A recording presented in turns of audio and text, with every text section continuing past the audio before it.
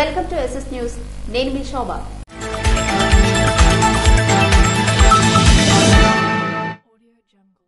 చంద్రబాబు నాయుడు నాయకత్వం మళ్లీ వచ్చేందుకు నిరంతరం కృషి చేయాలని కార్యకర్తలకు గొండు శంకర్ పిలుపునిచ్చారు.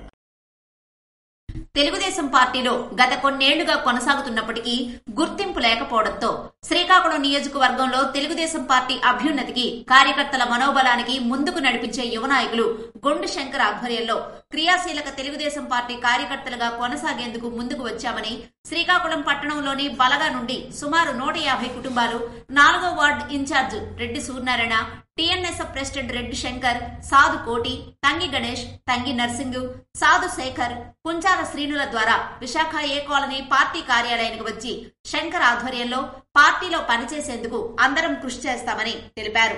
ఈ సందర్భంగా గొండు శంకర్ వారికి సాదరంగా ఆహ్వానించి ఎవరు పనిచేసినా పార్టీ ప్రతిష్టకు చంద్రబాబు నాయుడు నాయకత్వం మళ్లీ వచ్చేందుకు నిరంతరం కృషి చేయాలని, తనపై ఉంచిన నమ్మకానికి మీ అందరితో పార్టీ బలోపేతానికి కృషి చేస్తానని అన్నారు.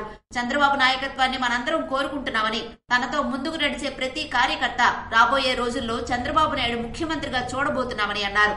తన వంతు కృషిగా నియోజకవర్గంలో తెలుగుదేశం పార్టీ కార్యకర్తలను ఉత్తేజపరుస్తానని, అందరినీ ముందుకు నడిపించి తెలుగుదేశం పార్టీకి పూర్వ వైభవం తీసుకొచ్చేందుకు తన వంతు కృషి చేస్తానని, మీ అందరి మనోబలం, ధైర్యం తనకు ఉండాలని మీరు భరోసా కల్పిస్తే ఎంతో ధైర్యంగా ముందుకు నడుస్తామని తెలిపారు. ఈ సందర్భంగా 200 మంది కుటుంబాలు గొండు శంకర్ ఆధ్వర్యంలో తెలుగుదేశం పార్టీలో కొనసాగేందుకు ముందుకు వచ్చారు.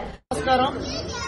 ఈరోజు శ్రీకాకుళం పట్టణం నుండి బలగా, అలాగే బావాజీ తోట, కొందరవీధి, ఆదివారంపేట, బుచ్చిపేట ఈ ప్రాంతాల నుండి పెద్ద ఎత్తున దాదాపు 150-200 కుటుంబాలు ఈరోజు మళ్లీ తెలుగుదేశం పార్టీ తరఫున పనిచేయడానికి యాక్టివేట్ అవ్వడం జరిగింది.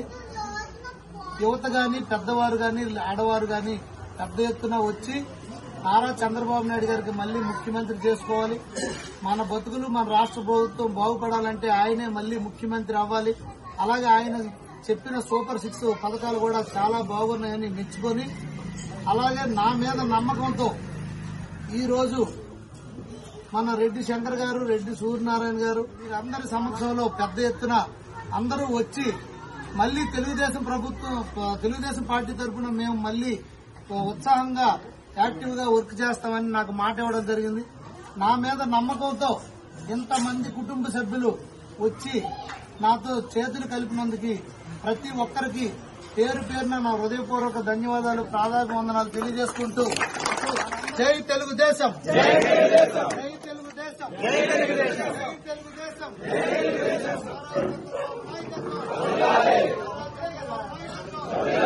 కార్యక్రమంలో మాజీ కౌన్సిలర్ అంబటి లక్ష్మీరాజ్యం, జిల్లా తెలుగుదేశం పార్టీ కోశాధికారి మరియు cluster in-charge Ippili Tirumala, Uttarandhra Kalyan Ram fans association president Barri Madhu తదితరులు కార్యక్రమంలో పాల్గొన్నారు. గూడూరు సమీపంలో ఆదివారం రోడ్డుపైకి ఎలుగుబంటి చేరి హల్చల్ చేసింది. శ్రీకాకుళం జిల్లా వజ్రపుకొత్తూరు మండలం గూడూరు సమీపంలో ఆదివారం రోడ్డుపైకి ఓ ఎలుగుబంటి చేరి పాదచారులని భయపెట్టింది. అటుగా వచ్చిన ద్విచక్ర వాహనదారులను వెంబడిస్తూ భయభ్రాంతులకు గురిచేసింది. పట్టపగలే రోడ్లపైకి భారీ ఎలుగుబంట్లు రావడంతో స్థానికులు వణికిపోతున్నారు. ఇటీవల కాలంలో 2 ఎలుగుబంట్ల దాడిలో 4 రైతులు తీవ్ర గాయాల పాలైన విషయం తెలిసిందే. అటవీ శాఖ అధికారులు స్పందించి ఎలుగుల దాడి నుంచి రక్షణ కల్పించాలని పలువురు కోరుతున్నారు.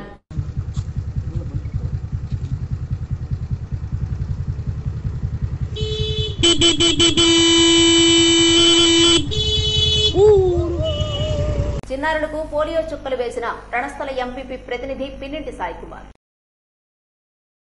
ఎచ్చెర్ల నియోజకవర్గం రణస్థలం మండలం పాతర్లపల్లి PHC ఆరోగ్య కేంద్రంలో ఆదివారం పల్స్ పోలియో సందర్భంగా చిన్నారులకు రణస్థల ఎంపీపీ ప్రతినిధి వైఎస్ఆర్ పార్టీ నాయకులు పిన్నింటి సాయికుమార్ పోలియో చుక్కలు వేశారు.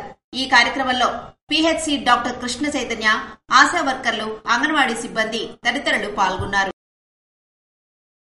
కేంద్ర రాష్ట్ర ప్రభుత్వ పథకాల కింద కేటాయించిన లక్ష్యాలను బ్యాంకర్లు ఖచ్చితంగా చేరుకోవాలని జిల్లా కలెక్టర్ మంజీర్ జిలానీ సమూన్ ఆదేశించారు.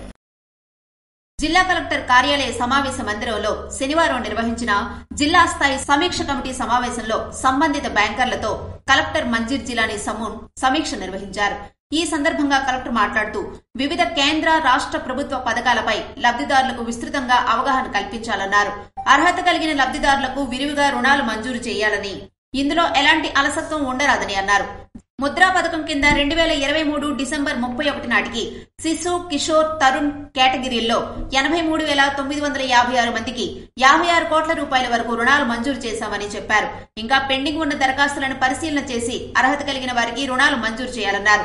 ప్రధానమంత్రి formalisation of micro food processing enterprises కింద 310 యూనిట్ల మంజూరు లక్ష్యం కేటాయించగా ఇప్పటి వరకు 88 యూనిట్లు మంజూరు చేయడం జరిగిందని, బ్యాంకులో పెండింగ్ ఉన్న దరఖాస్తులను పరిశీలన చేసి రుణాలు మంజూరుకు కృషి చేయాలన్నారు. ఏసీపీ 2023-24 యాక్షన్ ప్రణాళిక ప్రకారం పూర్తి స్థాయిలో రుణాలు మంజూరు చేయాలని, సీసీఆర్సీ కార్డు కలిగిన రైతులకు రుణాల మంజూరును లక్ష్యం మేరకు పూర్తి చేయాలన్నారు.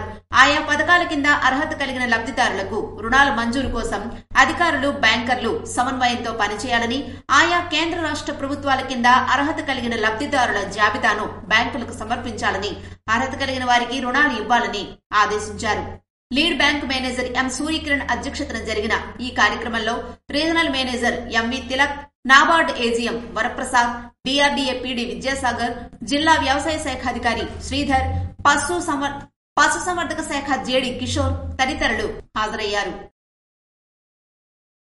చిన్నారులకు పోలియో డ్రాప్స్ వేసిన కార్యక్రమాన్ని ప్రారంభించిన జిల్లా కలెక్టర్ మంజీర్ జిలానీ సమూన్. శ్రీకాకుళం సంతోషమాత కోవిల జంక్షన్ వద్ద ఆదివారం పల్స్ పోలియో కార్యక్రమాన్ని జిల్లా కలెక్టర్ మంజీర్ జిలానీ సమూన్, ఆయన సతీమణి మున్సిపల్ కమిషనర్ తమీం అన్సారియా కలిసి పలువురు చిన్నారులకు పోలియో డ్రాప్స్ వేసి కార్యక్రమాన్ని ప్రారంభించారు. ఈ సందర్భంగా జిల్లా కలెక్టర్ మాట్లాడుతూ చిన్నారుల ఆరోగ్యం పట్ల తల్లిదండ్రులు శ్రద్ధ వహించాలని పిలుపునిచ్చారు. పోలియో మహమ్మారి బారిన పడితే జీవితాంతం మానసికంగా కొంత ఆవేదన ఉంటుందని తల్లిదండ్రులు ఇది గ్రహించాలని సూచించారు. చిన్నారులను చక్కగా పెంచి ఆరోగ్యవంతంగా తీర్చిదిద్దడమే ధ్యేయంగా ఉండాలని పేర్కొన్నారు. తద్వారా ఆరోగ్యవంతమైన సమాజం ఏర్పడుతుందని, భవిష్యత్తు బాగుంటుందని అన్నారు.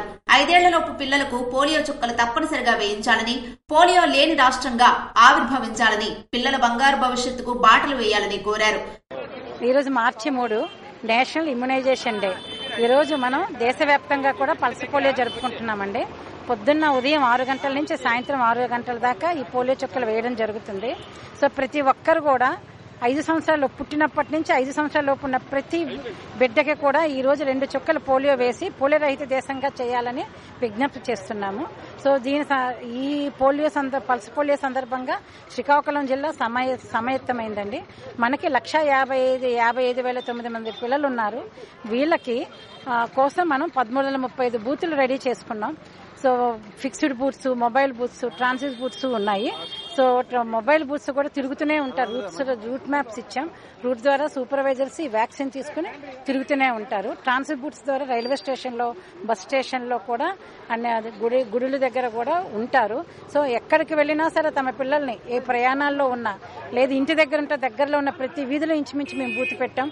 వచ్చి పోలియో చుక్కల పిల్లలకి వేయించి ఈ కార్యక్రమాన్ని జయప్రదం చేయాలని కోరుకుంటున్నామండి. Thank you. కార్యక్రమంలో జిల్లా వైద్య ఆరోగ్య శాఖ అధికారి బి మీనాక్షి, జిల్లా ఇమ్యునైజేషన్ అధికారి ఈశ్వరిదేవి, జిల్లా మాస్ మీడియా అధికారి పైడి వెంకటరమణ తదితరులు పాల్గొన్నారు.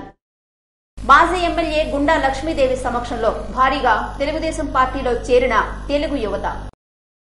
ఆదివారం అరసవిల్లిలో శ్రీకాకుళం నియోజకవర్గ తెలుగుదేశం పార్టీ ఇన్ఛార్జ్ మాజీ ఎమ్మెల్యే గుండా లక్ష్మీదేవి స్వగృహం నందు జిల్లా తెలుగు యువత కార్యదర్శి నక్క రామన్న, యూనిట్ ఇన్ఛార్జ్ బొట్ట కామరాజు ఆధ్వర్యంలో రూరల్ మండలం పెద్దపాడు గ్రామం నుంచి పెద్ద ఎత్తున తెలుగు యువత తెలుగుదేశం పార్టీలో చేరారు. వారికి పార్టీ కండువాలు వేసి టీడీపీ పార్టీలోకి గుండా లక్ష్మీదేవి ఆహ్వానించారు. ఈ కార్యక్రమంలో బూత్ ఇన్ఛార్జ్ గజపతి, జనసేన నాయకులు బొట్ట అర్జున్ తదితరులు పాల్గొన్నారు.